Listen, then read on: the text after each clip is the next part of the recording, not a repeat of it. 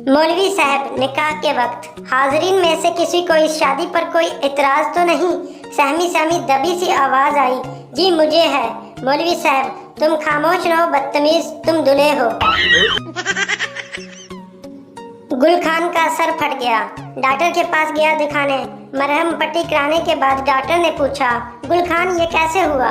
गुल खान, हम चप्पल से दीवार में कील ठोक रहा था कि एक खबीस का बच्चा बोला, लाला दिमाग इस्तेमाल करो दिमाग। खालिद ने आह भरकर कहा, मुझसे बदकिस्मत इंसान और कौन होगा कि मेरी बीवी बेहतरीन खाना पकाना जानती है मगर वो नहीं पकाती।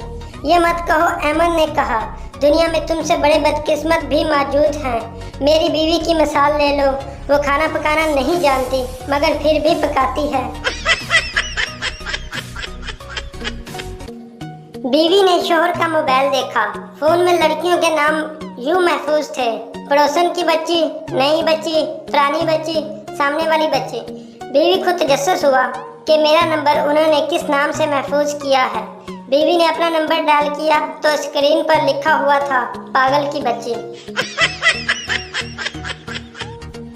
एक बार एक शोहर से इसकी बीवी ने पूछा कि अगर मैं 4 दिन के लिए नजर ना आऊं तो आपको कैसा लगेगा?